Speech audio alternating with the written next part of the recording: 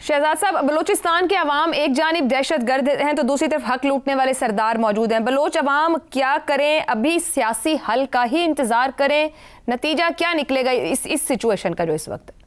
देखिए, इस वक्त इन हालात में जिसमें हम हैं, मेरा ख्याल है उसमें रियासत 1947 के बाद से बिल्कुल गलत रास्ते पे रही है। और गलत रास्ता क्या था कि रियासत ने कॉन्ट्रैक्ट किया और मुआहदा किया बलोच सरदारों के साथ कि हम तुम्हारे साथ मुआहदा करते हैं और तुम ये हमारे लिए काम करो कि तुम अपने लोगों को और बलूचिस्तान के लोगों को काबू में रखोगे। ये जो शुरुआत ही ऐसी थी जिसपे कि वहां पे कंट्रोल करना जरूरी था।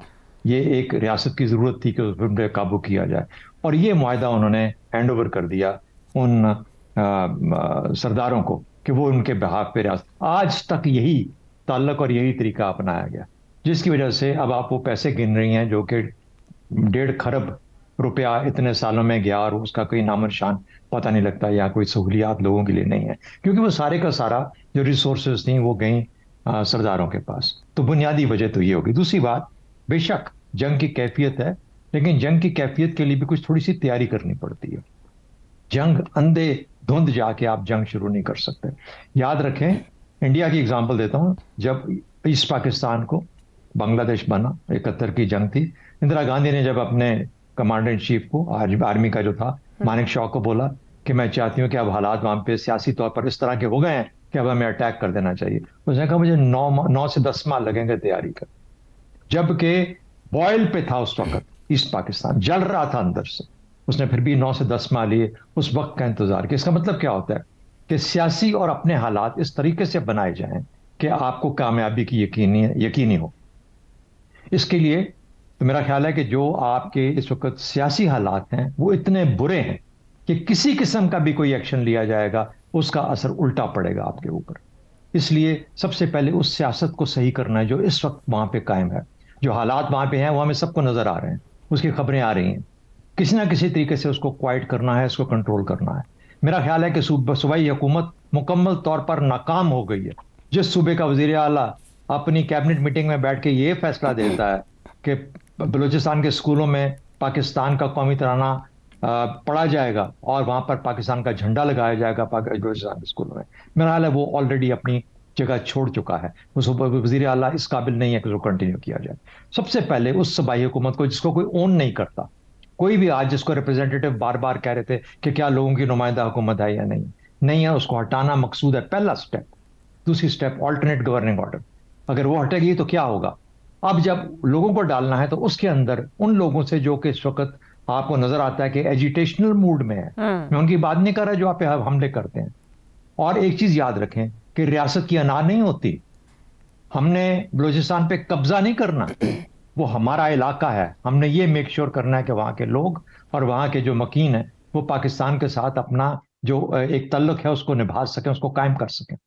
उसके लिए हमें उनकी सलाह लेनी है, उसका मशवरा लेना है, उनसे पूछना है कि कौन से आपके रिप्रेजेंटेटिव्स हैं इस वक्त सियासत के अंदर या सियासत से बाहर भी, जो आपके जोमा है बलूचिस्तान के, जिनको कि आप एक छोटी सी कैबिनेट के अंदर तश्कील दें गवर्नर राज के नीचे, और फिर उससे 2 साल 3 साल के लिए मामला करें, 2 साल का मामला करें, जिसके अंदर कोशिश करें कि मामला को एडमिनिस्ट्रेटिवली, लॉ एंड ऑर्डर के हिसाब से और बाकी चीजों से के हिसाब से, और उन लोगों को जो कि इस वक्त आपके साथ बात करना चाहते हैं अपील करके आप अपने साथ मिला सकें। सही, ये तरीका होगा उन सियासी हालात का जिसके अंदर के, और ये वक्त इस्तेमाल करें आप जो आपके गलत लोग हैं, वो लोग कहां पे हैं, क्या कर रहे हैं, किस तरह से हैं, और सख्ती से उनको निपटा जाए अगर वो बॉर्डर्स के अंदर से आने की कोशिश करते हैं। हाँ, पहले इसको पूरा मौका दे लीजिए।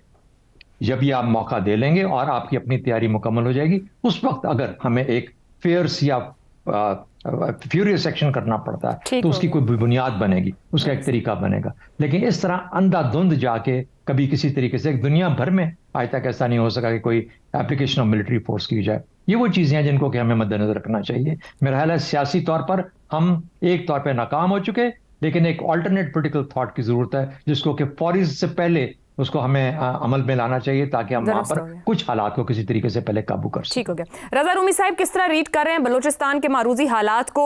ऊपर एक वॉर लाइक सिचुएशन की भी बात हुई, शहजाद साहब पूरी अभी स्ट्रेटेजी बता रहे हैं कि remove the government and then alternate आप गवर्निंग सिस्टम दें, उनको देखते हुए कि जिनको वो ट्रस्ट करते हैं, मगर जहां आपके बॉर्डर के ऊपर कुछ हो तो उसको भी आप सख्ती से निपटें। क्या सियासी ऑप्शंस के अंदर से ही रास्ता निकाला जाए या इस वक्त की जो हालात हैं वो सियासी ऑप्शंस को बिल्कुल महदूद कर रहे हैं?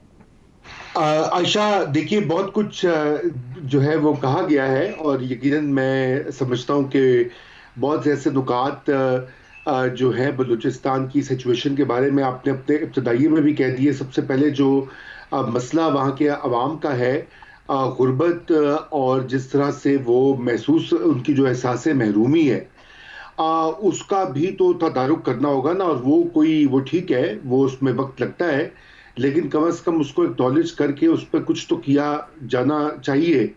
और यही वजह है कि सियासी जो हल होता है वो हमेशा अहम होता है और देर पा उसके असरात होते हैं।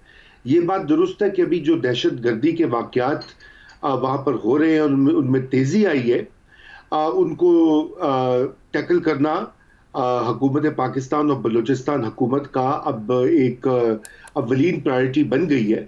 और यकीनन उसके लिए जो भी इक़दामात उठाए जाएंगे वो ज़रूरी होंगे, ख़ुसूसन अफ़गानिस्तान से जो समझा जाता है कि वहाँ से उनको सपोर्ट मिल रही है या हिंदुस्तान जो है वो उनकी मदद कर रहा है या हथियार दे रहा है, जो भी इस वक्त रियासत ने डिटेल्स शेयर की हैं, यकीनन उनको वो तो करना पड़ेगा। लेकिन क्या साथ में सियासी डायलॉग और सियासी जो प्रोसेस है उसको नज़रअंदाज कर दिया जाए? बिल्कुल भी नहीं। मसला ये है कि नवाब अकबर बुगटी की शहादत के बाद से जो बलूचिस्तान की ये शोरिश जो है, इंसर्जेंसी जो है, ये दोबारा से जब से रिवाइव हुई है, डायलॉग की बात तो बहुत की गई है, लेकिन अमलन उस पर अब जो है वो नहीं काम किया गया उस तरीके से जैसे कि एक मैच्योर रियासत जो है वो अपनी एक इकाई, अहम इकाई के साथ ट्रीटमेंट करती है।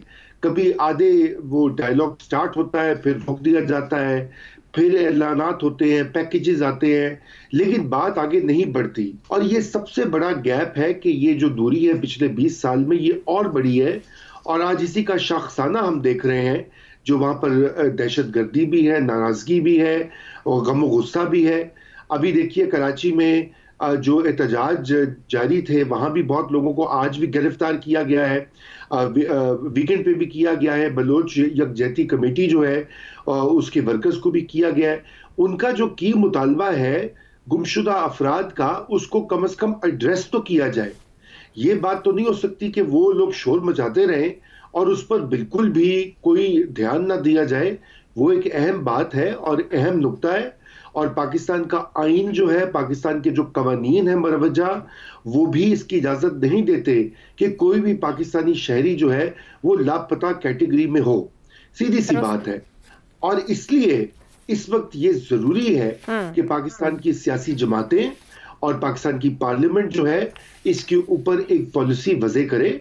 उसमें बिल्कुल दहशत गर्दी है, बैरून मुल्क जो भी सपोर्ट आ रही है उसको भी टैकल किया जाए। वो काम है, वो अफवाज पाकिस्तान करेंगी, इंटेलिजेंस एजेंसीज करेंगी, लेकिन बलूचिस्तान की जो पॉलिसी है सियासी हवाले से वो सिविलियन गवर्नमेंट के हाथ में होनी चाहिए। वो इनिशिएटिव नहीं दिखाई दे रहा, बदकिस्मती है जी। सिविलियन गवर्नमेंट को किरदार अदा करना होगा, अवाम की नाराजगी को दूर करते हुए, उनके कंसर्न्स को एड्रेस करते हुए, सियासी रास्ता लेते हुए दहशतगर्दी को जड़ से उखाड़ना होगा।